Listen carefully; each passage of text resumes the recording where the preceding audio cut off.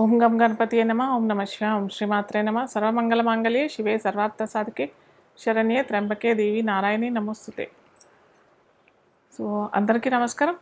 So ఈరోజు మనము ముఖ్యమైన అంశం ఏంటంటే గోచారంలో కుజుడు ప్రవర్తన ఎలా ఉంది అదంతా మనం ఈరోజు తెలుసుకుందాం. అయితే ఇక్కడ బాగా గమనించాల్సిన విషయం ఏంటంటే కుజుడు మనకి అక్టోబర్ 20వ తారీఖు నుంచి మనకి జూన్ 7, 2025 వరకు కుజుడు నీచలో ఉంటాడు. సో దీనివల్ల అటు మనకి దేశగోచారము ఇబ్బందిగానే ఉంటుంది, పర్సనల్గా కూడా చాలా ఇబ్బందులు ఎదుర్కొనే అవసరాలు చాలా ఉంటాయి. సో ఇవన్నీ మనం ఎలా అధిగమిస్తాము, ఎలా మనము ఒక్కొక్క రాశి వాళ్ళు ఎలా చేసుకోవచ్చు, ఇదంతా కూడా చూసుకుందాం. కానీ ఇదేంటంటే చాలా పెద్ద లాంగ్, అంటే ఒక 6 నెలల కంటే ఎక్కువే మనకి కుజుడు చాలా ఆటుపోట్లు గురవుతాడు. ఎందుకంటే అది ఏంటంటే ఇప్పుడు డిసెంబర్ 7 నుంచి కుజుడు వక్రీ అవుతాడు అనమాట. వక్రీ అయి సో మనకి జనవరి 20వ తారీఖు నుంచి మిథున రాశిలోకి వక్రీ అయి వెళ్తాడనమాట. సో ఈ లోపల మనకి ఇప్పుడు నుంచి అన్నాగా డిసెంబర్ 7 నుంచి వక్రీ అవుతాడు. ఒక రకంగా అంత మంచి ఫలితాలు ఇవ్వడు, అలాగే వక్రీ అయిన ఫలితాలు కూడా వస్తాయన్నమాట. సో ఎవరెవరికి ఈ విధమైన ఇబ్బందులు కలుగుతాయి అవన్నీ మనం డిస్కస్ చేస్తాము. కానీ ఏ విధంగా ఈ 6 నెలలు అంటే 7 నెలలు మనకి ఇబ్బందికరంగా ఉంటుంది అన్నది కూడా మనము దేశగోచారంగా పరంగా అటు పర్సనల్గా పరంగా ఒక్కొక్క రాశి వారికి ఒక్కొక్క లగ్నం వారికి ఎలాంటి ఇబ్బందులు ఫేస్ చేయాల్సి వస్తుంది అదంతా మనం డిస్కస్ చేద్దాం. అయితే మనకి జనవరి 20 నుంచి చెప్పుకున్నాం కదా మిథున రాశిలోకి వెళ్తాడు అనేసి. మళ్ళీ అప్పటి నుంచి మనకి ఏప్రిల్ 3 దాకా ఇక్కడే ఉంటాడు. ఏప్రిల్ 3 నుంచి మళ్ళీ మనకి దీంట్లో కర్కాటక రాశిలోకి వచ్చేస్తాడు. కర్కాటక రాశిలో కూడా నీచలోనే ఉంటాడు. అలాగే అక్కడి నుంచి మనకి ఏంటంటే ఇది జూన్ 7 నుంచి మనకి సింహరాశిలోకి వస్తాడు. సో అప్పటి నుంచి కుజుడికి బలం చేకూర్చి బలం పుంజుకొని మళ్ళీ యథావిధిగా కుజుడు ఏ విధంగా ఒక వారియర్గా మనకి పరిచయం అయ్యాడు. సో అలాంటి ఫలితాలు మళ్ళీ మనము చూస్తామన్నమాట. అది ఎప్పుడు జూన్ 7 నుంచి 2025 వరకు. అయితే ఇక్కడ ఇంకొకటి గమనించాల్సిన విషయం ఏంటంటే ఇక్కడ కుజుడు నీచ అని అనుకుంటున్నాం, కానీ ఇక్కడ కుజుడు నీచభంగ రాజయోగం కూడా అయింది. అది ఎలా అంటే కుజుడికి ఉచ్చరాశి అయిన ఆపోజిట్ మకర రాశి. సో మకర రాశ్యాధిపతిని చూస్తాడు కాబట్టి, మకర రాశ్యాధిపతి అయిన శని ఇప్పుడు ప్రస్తుతం కుంభంలో ఉన్నాడు కాబట్టి, కుంభంలో మనకి వక్రి నుంచి వెళ్ళిపోయాడు కాబట్టి శని కుంభరాశిలో ఉన్నాడు. సో కుంభంని చూస్తాడు కాబట్టి మనకి నీచభంగ రాజయోగం అవుతుంది. కాబట్టి మనకి అంత నీచమైన ఫలితాలు మటుకు ఏం కనిపించవు.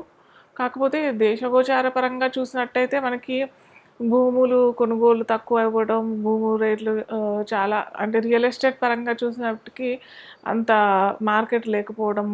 యాక్చువల్గా ఇంకోటి ఏంటంటే భూమికి సంబంధించిన వివాదాలు రావటము, కొన్ని ఆటంకాలు, కొన్ని విస్ఫోటకాలు కూడా జరగాల్సిన పరిస్థితి. కానీ ఇప్పుడు ఇంతకుముందు చెప్పుకున్నాం కదా నీచభంగ రాజయోగం అయ్యింది కాబట్టి ఇవన్నీ నలిఫై అయిపోతాయి అన్నమాట.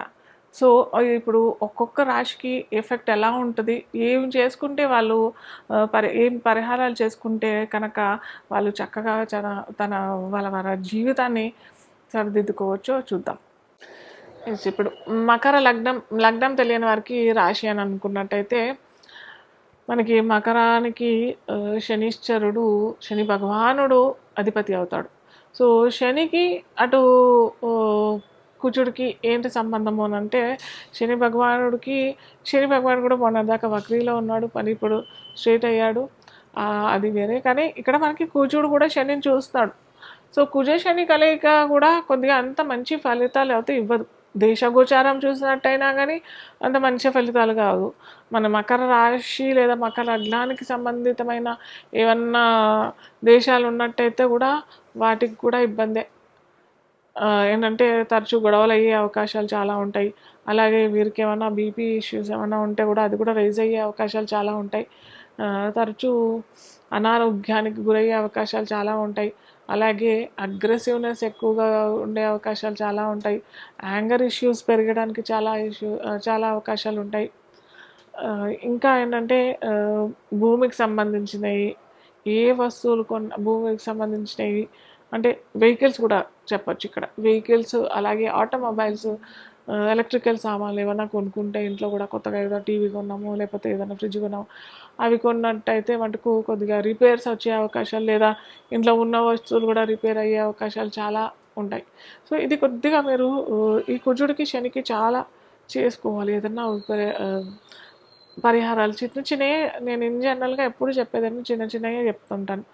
కాకపోతే ఇంకా బాగా పెద్దగా ఉన్నాయనంటే దానికి పెద్దగా హోమాలు అవి కూడా చేసుకోవచ్చు. అలాగే మనకి కొత్తగా టెక్నిక్స్లో మనకి క్రిస్టల్ ప్రోడక్ట్స్ కూడా వస్తున్నాయి. సో అవి చేసుకున్నట్టయితే అద్భుతమైన ఫలితాలు వస్తున్నాయి. కానీ మనకి ఇక్కడ నార్త్లో బాగా ఉపయోగంలో ఉన్నాయి, కానీ ఇక్కడ సౌత్లో మనకి అంత ఉపయోగం లేదు. సో నేను అందరికీ చెప్తూ ఉంటాను అవి కూడా చాలా మంచిగా ఉపయోగపడతాయి. స్పెసిఫిక్గా ఈ anger issues, attitude issues, emotional issues ఇలాంటివన్నీ ఇదేంటంటే ఇంకోటి ఫ్రస్ట్రేషన్ ఎక్కువగా ఉంటుంది వీళ్ళకి, మకర లగ్నం వారికి. ఎందుకంటే వీళ్ళకి చతుర్థ లాభాధిపతి కదా, విపరీతమైన ఖర్చులు కూడా పెరిగిపోతుంటాయి, అనవసరమైన ఖర్చులు. అలాగే ఈ ఇంట్లో కూడా ఏదైనా ఇవన్నీ వచ్చే అవకాశాలు ఉంటాయి కాబట్టి కొద్దిగా చిరాకు బాగా ఎక్కువ అయిపోతుంది. సో దీనివల్ల కూడా ఇబ్బందులు ఎదుర్కోవాల్సి వస్తుంది. కాబట్టి మీరు అటు శనికి కుజుడికి తగిన పరిహారాలు చేసుకున్నట్టయితే ఖచ్చితంగా నేను చెప్పిన ఇవన్నీ సమస్యల నుంచి బయటపడే అవకాశాలు చాలా ఉంటాయి. సో మనకి కుజుడు నీచలో ఉన్నాడు. చాలామంది నన్ను ఇన్ జనరల్గా అడిగేది ఏంటంటే ఇంట్రెస్టింగ్ టాపిక్ ఇప్పుడు మనకు వచ్చేది ఏంటంటే రెమెడీస్ పార్ట్ ఏం చేసుకోవాలి, ఎలా చేసుకోవాలి, ఏం చేసుకుంటే మనకి ఈ 6 నెలలు 7 నెలలు మనకి కుజుడు భయభ్రాంతులకు గురి చేస్తాడు కాబట్టి కొద్దిగా రిలీఫ్గా ఉంటుంది అని చాలామంది అడుగుతున్నారు. సో ఇప్పుడు మనకి కార్తీక మాసం, నెక్స్ట్ వచ్చేది ధనుర్మాసం, ఆ తర్వాత వచ్చేది సంక్రాంతి టైంలో పుష్యమాసం. కాబట్టి కొద్దిగా ఏంటంటే ఈ 3 నెలల్లో మనకి దక్షిణాయనంలో వస్తుంది. మనకి సంక్రాంతి, మకర సంక్రాంతి దాకా మనకి దక్షిణాయనం వస్తుంది. కాబట్టి సో ఈ 3 నెలల్లో ఎంత అధిక ఫలం దానం చేయటానికి ప్రయత్నం చేయండి. ఏమి చేయాలి అది నేను చెప్తాను. సో కొద్దిగా ఎక్కువగా మనకి నేను ఇంతకుముందు అన్ని రాశులకు ఒక్కొక్క రాశికి ఏ రాశుల వాళ్ళు దానం చేసుకుంటే బాగుంటుంది లేదా ధారణ చేసుకుంటే బాగుంటుంది అనేసి క్రితం వీడియోస్లో చెప్పాను. సో మీరేంటంటే ఇక్కడ మనకి ఇది నేను చెప్పేది ఏంటంటే కొద్దిగా జూన్ దాకానే చేసుకోండి. నేను చెప్పాను కదా అని అందరూ లైఫ్ లాంగ్ చేసుకుంటా అంటే సరికాదు. సో కొద్దిగా కందులు దానం చేసుకోవడానికి ప్రయత్నం చేయండి. ఎరుపు మందారాలు స్వామికి, శివుడికి అర్పణ చేయడానికి ప్రయత్నం చేయండి. సోమవారం, మంగళవారం ఇది చేయడానికి ప్రయత్నం చేయాలి. గులాబీలు పెడతట్టయితే మటుకు మంగళవారం చేస్తే చాలా మంచిది. అలాగే మనకి ఇది కార్తీక మాసంలో మనకి పౌర్ణమి కూడా కృత్తిక నక్షత్రం వస్తుంది. కార్తికేయ స్వామి కుజుడికి అధిదేవత ఎవరు అని అంటే మనకి సుబ్రహ్మణ్య స్వామి. సో ఈ కార్తీక పౌర్ణమి రోజు కూడా మీరేమన్నా ఈ ఎరుపు రంగు వస్తువులు లేదా వస్తువులు అని అంటే మీకు ఏమన్నా చేసుకోవచ్చు. అంటే అమ్మవారి గుళ్ళో గాజులు, ఎరుపు రంగు గాజులు కూడా ఇవ్వచ్చు. సో గాజులు ఇవ్వచ్చు. ఏమంటారు ఇవాళ బ్యాండ్స్ అని వస్తున్నాయి కదా, సో ఆడపిల్లలకి బ్యాండ్స్ ఇవ్వండి. ఇలాంటివన్నీ చేసుకోవచ్చు. కందులు మాత్రం మీరు చేసుకునే దాంట్లో పెట్టేసుకోండి. ఎంత చేసుకోవాలి అని కూడా చాలామంది అడుగుతుంటారు. సో మీకు తాహత్తుగా ఎంత తాగుతే అంత చేసుకో. ఇప్పుడు నేను నెలకు 10 లక్షలు సంపాదిస్తాను, ఓ పావు కేజీ డొనేట్ చేస్తాను అంటే అది కరెక్ట్ కాదు. అలా అని 10,000 సంపాదించే వ్యక్తి నేను నెలకు 2-3 కిలోలు దానం చేస్తానంటే అది కూడా సరికాదు. సో మీకు ఎంత చేత అవుతే అంత చేసుకోండి. కాకపోతే 250 గ్రాములు అంటే పావు కేజీ చేసుకుంటే మటుకు అంటే మనం చేసింది ఆ బ్రాహ్మణ కుటుంబంలో అయినా లేకపోతే ఇంకెవరైనా ఆ రోజు వాళ్ళు ఆ పప్పు లేకపోతే ఇంకేదన్నా వండుకుంటారు కదా, సో వండుకునేటట్టుగా ఆ బ్రాహ్మణ కుటుంబానికి మనం ఇచ్చినట్టయితే మంచి ఫలితాలు వస్తాయి. సో ఇవి చేసుకుంటానికి ప్రయత్నం చేయండి. అలాగే భూ సేకరణ మాత్రం చేసుకోకపోవడం మంచిది ఈ 6 నెలలు.